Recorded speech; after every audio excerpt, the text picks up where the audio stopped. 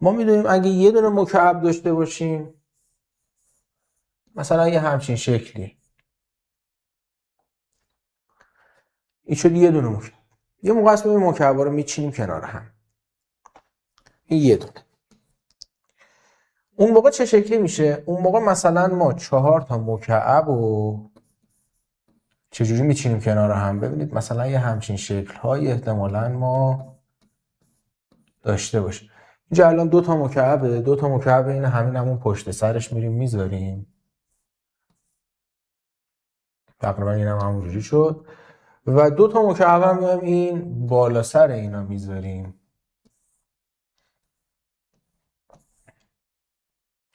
حالا اینا رو من اگه بخوام اینا رو وصل بکنم به هم، یه خورده شاید اینطوری هم اینا رو بیایم بکشیم، یه همچین شکلایی میشه که حالا من خیلی خوب نکشیدم. خلاصه آقا اینا رو بچه‌ها خوب زیاد نمیتونم در بیارم. خلاصه این 4 تا مکعبی که اینجا پایین بود، 4 تا مکعب هم بالای این روش اینطوری اومدیم گذاشتیم، این 4 تا مکعب یه جورایی رو هم رفته 8 تا مکعب شدن. یعنی اینطوری بگیم، ببینید راحت تر اگه بخوایم بگیم، از بالا که نگاه کنیم 2 تا مکعب 2 در 2، 4 تا مکعب به صورت 2 در 2، یعنی این شکلی میشه که یه لایه این یه لایه اون یکی. الان باز با تصویر توضیح میدم بهتره. 2 ضرب در 2 ضرب در 2، 8 تا مکعب انگار داریم. یه مکعب 2 در 2 اول داشتیم، 4 تا مکعب، این دوتا قرمز و دوتا بنفشا، یه طبقه هم روی این اومدیم 2 تا طبقه مکعب چیدیم، 2 در 2 4 تا، 4 تا 2 تا 8 تا مکعب ما داریم.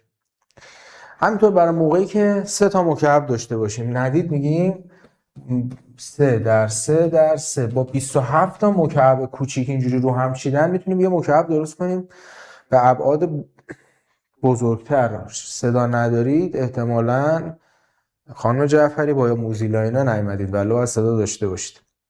میشه 27 تا مکعب. چه شکلی میشه؟ نگاه کنید 27 تا مکعب اگه بخوایم بچینیم کنار هم،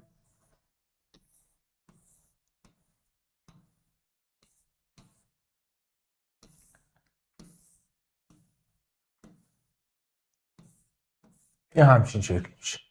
27 تا مکعب کوچیک وقتی که سلام بچه صدا تصویر همتون دارید دیگه؟ اونایی که صدا تصویر ندارن احتمالاً با موزیلا نیومدن، ولی نباید مشکلی داشته باشه. میکروفون روشنه؟ آره. این 27 تا مکعب رو شما بچینید کنار هم، ببینید یه لایه 3 در 3 این پایین دارید اول، 3 تا 9 تا 9 تا مکعب 3 تا 9 تا بچینید میشه 27. خب گام اول من بیام، خب بچه ببینید میگم این سوالات تجسمی هن. احتمالاً اگه شما تو تجسم مشکل داشته باشید یا خود این سوالا رو متوجه نشید، یه بار باید این کاری که من با این جعبه کبریت ها اینجا میخوام انجام بدم شما تو خونه انجام بدید. خب من این جعبه کبریت ها رو ور میدارم، فعلا ور میدارم این جعبه کبریت ها رو از اینجا تا ببینیم حالا به چه صورت میشه. الان بهتون میگم چی کار میخوایم بکنیم. خب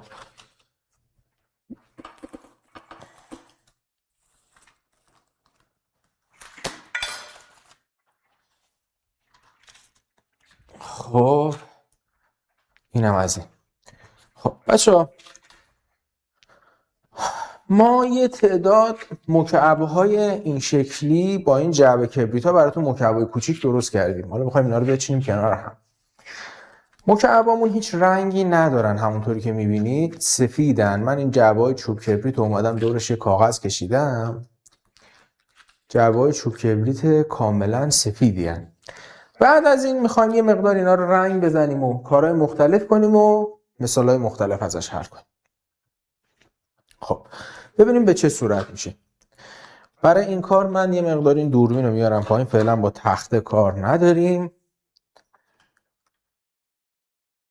با اینجا کار داریم. و حالا من یه خورده کیفیت تصویر رو میبرم بالاتر. خب بچه تصویر خوبه؟ بهتون میگم الان این سینی چرا اینجوری و فلان الان با هم کار میکنم. این بچه این مکعب‌ها مثلا الان هیچ رنگی ندارن، یه سری مکعب‌های سفیدن. مثلا من این مکعب‌ها رو الان بخوام بچینم کنار هم، یه مکعب که یه دونه بود هیچ.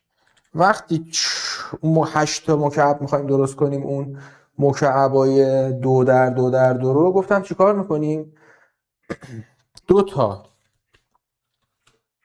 مکعب، یه مکعب 2x2 اینجا داریم، حالا 2 تا لایه روی هم. نگاه بکنید دقیقاً این یه لایه، 2 لایه، 3 لایه، اینم 4 لایه. الان ما 8 تا مکعب رو گذاشتیم کنار هم دیگه که این 8 تا مکعب انگار با این 8 تا ما تونستیم یه مکعب بزرگتر درست کنیم، یه مکعب درست کنیم که به اندازه با 8 تا یه مکعب گنده درست کردیم. مکعب 2 در، نگاه کنید من اینجوری میکنم اینو یکم بهتر ببینید. الان مکعب 2 تا زل اینجا، 2 تا زل هم این طرف، 2 تا هم ردیف داره یا 2 تا بالا سرشه. خب این از این. بچه فعلا گوش کنید، سوال جواب نمیدیم، فعلا حواسا به من باشه تا ادامه مثلا.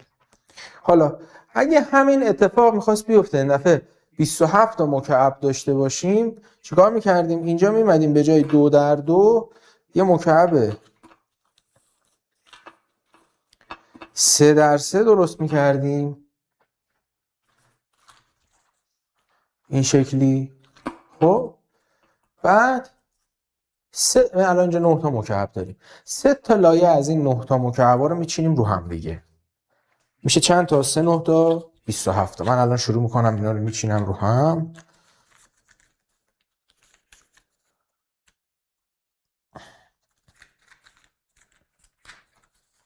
اینا رو مثلا اینطوری میام میچینم رو هم.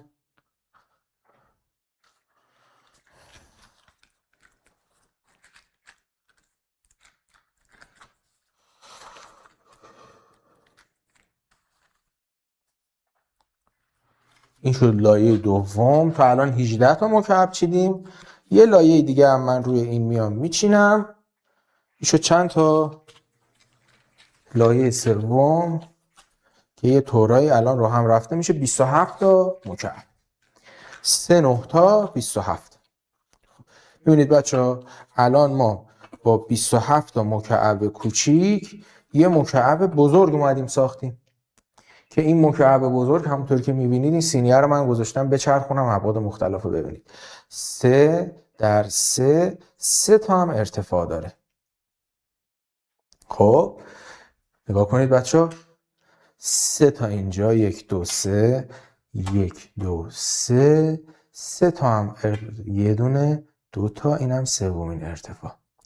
27 تا مکعب اینجوری چیدیم. حالا بچه من سوال میپرسم، اگه به جای 27 تا مکعب من 26 تا مکعب داشتم، میتونستم با این 26 تا مکعب کوچیکی مکعب بزرگ درست کنم؟ –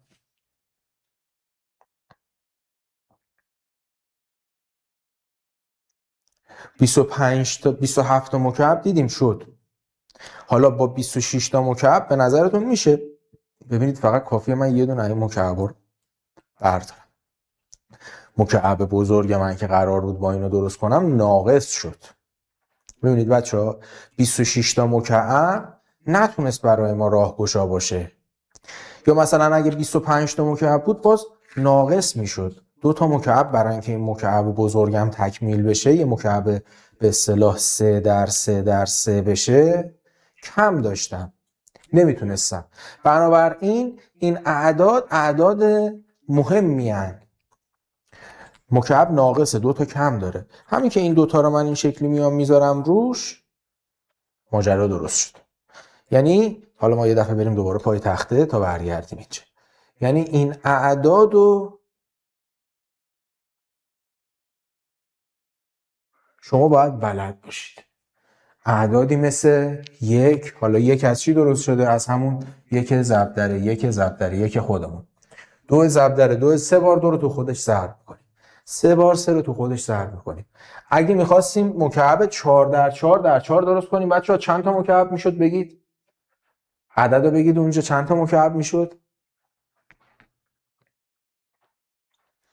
ستاییامون اگه میشد 4 تا چند تا میشد؟ باریکلا. باریکلا، بچه‌ها دارن درست میگن. اگه 4 تا میخواستیم بذاریم این شکلی میشد. یعنی یه مکعب مثلا اینجا ما داشتیم کفش یه دونه مکعب 4 در 4 اول درست میکردیم، 4 4 تا 16 تا، بعد 4 تا ردیف می آوردیم بالا، میشد 4 در 4 در 4، یعنی 64 تا مکعب میشد. حالا من اگه بخوام این مکعب رو بکشم براتون یه همچین شکلی میشه. این 64 تا رو بخوام بکشم، ببینید من اینجا نمیکشم، اینجا خوب در این بالا میکشه. 64 تا این شکلی میشه.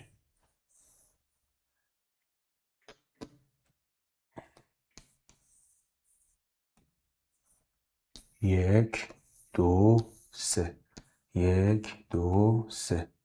این شکلش خوب در نمیاد، اجازه بدید.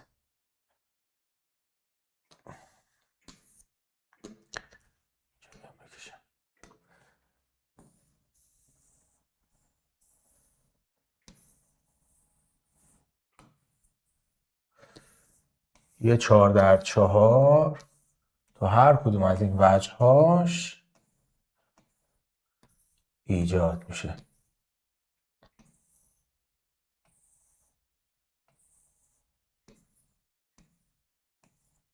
میبینید یه همچین چیز 64 تا مکعب 4 در 4 در 4، 64 تا مکعب این شکلی کوچیک داشته باشیم میشه یه مکعب بزرگ 4 در 4 در 4 باهاش ایجاد کرد با 64 تا. مثلا 63 تا بود ناقص میشد، یه دونه از این مکعبا کم میشد، ناقص میشد. پس یه دونه 8 تا 27 تا 64 تا. اگه 5 تا مکعب بخوایم 5 در 5 در 5 درست کنیم میایم چیکار میکنیم؟ میگیم 5 ضرب در 5 ضرب در 5، یعنی 125 تا مکعب ما باید داشته باشیم. بچه‌ها اگه می‌خواستیم 10 در 10 در 10 بشه باید چند تا بشه مکعبمون؟ چند تا مکعب کوچیک داشته باشیم؟ بعضی از بچه‌ها که توان بلدن، حالا شما هنوز سنتون به توان نرسیده بعضیاتون، من توان رو نخواستم بگم. مثلا میشه 4 به توان 3، یعنی 4 رو 3 بار تو خودش ضرب کن. 5 به توان به توان 3، 5 رو 3 بار تو خودش ضرب کن. اگه دنبال عدد 10 بودین، آفرین، میگفتیم 10 به توان 3، یعنی 10 رو 3 بار در خودش ضرب میکنیم. بعضی از بچه‌ها میگن ما توان رو بلدیم. میشه 1000 تا مکعب کوچیک رو هم اگه سوار میشدن یه مکعب بزرگ ایجاد میکردن. حالا میخوایم یه گام بریم